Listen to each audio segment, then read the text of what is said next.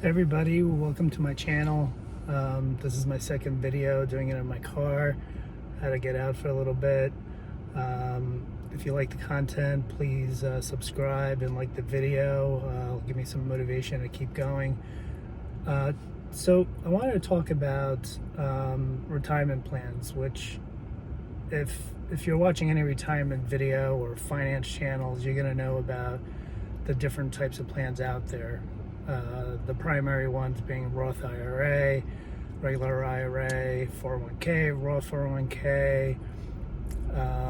There's others like SEP IRA, 403b, stuff like that. But the two primary ones being the IRA and the 401k.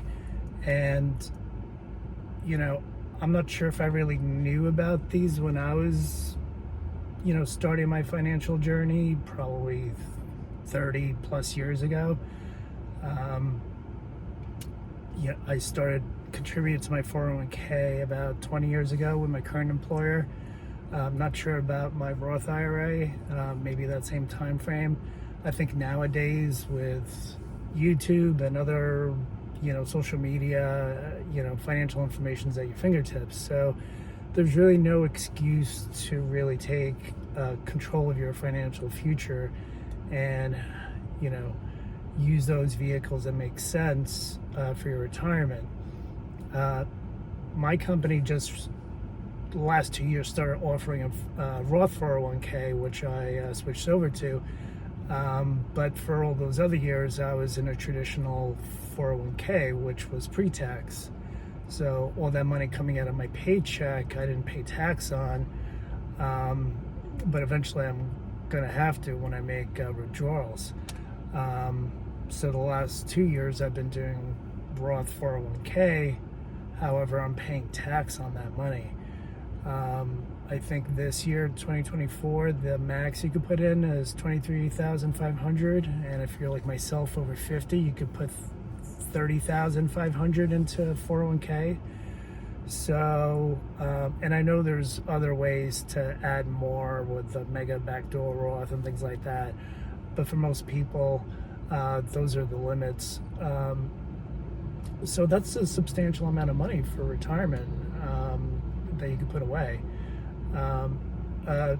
Regular IRA, I believe it's $7,000, and the catch-up contributions over 50 is $8,000. So it's way lower, about a quarter lower. So there are income limits for a Roth IRA. I forgot what they are. You have to kind of look up the tax tables, but if you do make more than a certain amount, you can't contribute to the Roth IRA, but you could still contribute to a regular IRA. IRA, by the way, stands for Individual Retirement Account, and you can open these up at any brokerage firm like Fidelity, Schwab, Vanguard, places like that. So there really is no excuse not to put some money into these retirement plans, especially 401k, because a lot of companies offer a match. So for instance, if your company gives you a 5% match, at the very least put in up until that match, because that's just free money that they're giving you. So if they're matching you $5,000, and you put in whatever it is to get that match, that's a lot of money over the years that you can get for just adding to something you might have been wanting to contribute to regardless. So looking on the IRA side, but for me, ideally, I always want to be matching, into a Roth account. Now, money that you've already paid tax on the Roth account, you'll be able to withdraw that money tax-free. Any appreciation in that money will be non-taxable, so it gets to grow a lot of years without having to be tapped. And you could also, if you put in $10,000 of principal, you could take that out without any penalty. Now, I think there's a 5-year period once you open the account before you can do that. But after that, if you put in 10 grand, any appreciation you would pay a penalty on if you take it out, but the money that you put in, you already pay tax on it. So I wouldn't advise using it as an emergency fund, but it does provide that in a way. If you really have to, you could still take money out penalty free, but it's only the money that you put in, not the appreciation. I would advise not having to touch that, because there's also no required minimum distributions. Once you hit a certain age, you have to start taking out from your retirement accounts, but you don't have to do that on the Roth accounts. I try to max out both my Roth IRA and Roth 401k, which is a lot, but if you're able to swing it, that's a really good way to put as much money away as possible towards your retirement.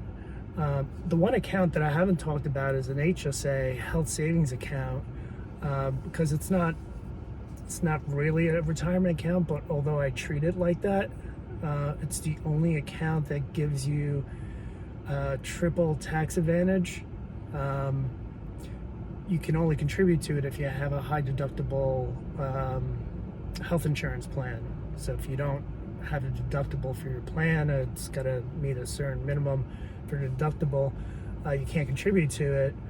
And when I first opened it up, I didn't fully understand it. I thought it worked more like a flex savings account, and I didn't put very much into it. And the more I understood it, the more I just put money in. I max it out every year, and I don't touch it. So if I need to pay for, a medical bill, I just do it for my savings account.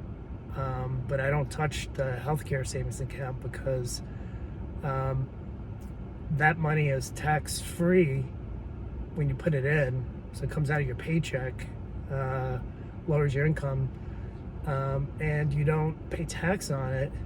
If you take it out for paying a medical bill, then you also don't pay tax on it. And it's not like a flexible savings account where if it's use it or lose it, which is how I understood it initially. And so I never really utilized those accounts very much. But 20 years from now, if you want to pull out $10 from a prescription that you paid for, you could do that. So you have to keep really good records and receipts and all that type of stuff. But if you're meticulous with keeping records, then you don't have to use it in the year that you put it in, which is great.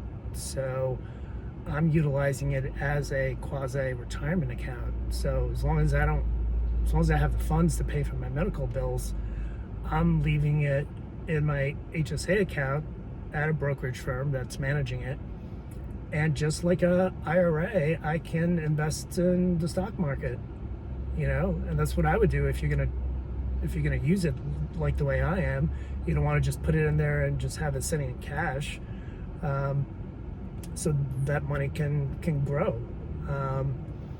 And then at a future date, you'll have to, if you want to withdraw from it, you can. Just, again, keep really good notes. And then I think you get to a certain age, there's certain stipulations. You could start withdrawing it for non-healthcare reasons and things like that. I won't get into all that stuff. But HSA is one of those accounts that tax-free going in, tax-free going out for medical benefits. It's really a fantastic account. So if you do have a high deductible plan, I would consider trying to max that out as well. So potentially you have 3 different retirement accounts that you can use for your retirement. The 401k, if your plan allows, once you hit 55, the year you hit 55, you can actually start withdrawing it. Typically it's 59 and a half. So if you do want to retire early and your plan allows you to tap that, you could, you don't have to wait. So that's a really good benefit on the 401k. And any Roth IRA accounts, I wouldn't touch those at all if you can help it. That'd be like the last account I would even want to like touch, because of the you want it just compounding over time, tax free. Now, because I'm contributing to a Roth 401k and a regular 401k all those other years, my employer contributions, their matching goes into a pre-tax 401k bucket, so you can't get that as Roth contributions. So I am getting a little bit of both regardless if I want to. But you kind of diversifying your taxes. Now, there are instances where you might not want to be contributing to a Roth 401k because you want the tax break up front. But right now, the way taxes are, unless they go up, if they go up a lot, then you might want to go back to a traditional 401k, so you get more of the tax break there. But right now, since taxes historically are low, you're going to want to probably use the 401k Roth if they have it available. So those are the three different types of plans. There are individual retirement plans I mentioned, like a SEP IRA and things like that if you have a business, and there are ways with the backdoor Roth conversions, things like that. There's different tax strategies you can implement, but by and large, for most people, even if your employer doesn't contribute, have a 401k, you can at least open up an IRA on your own. And it might not seem like much at first, $7,000, it's like, all right, it's not going to move the needle, but over 10, 20 years, you still, and that's how you have to look at it. It's gonna grow, and the earlier the better. So if you're somebody that's early 20s and you're watching this, you wanna do that as soon as possible. It might not be the top of mind thinking of something 30, 40 years down the road, but if you're prudent and frugal, you could, it's gonna help you the earlier you start.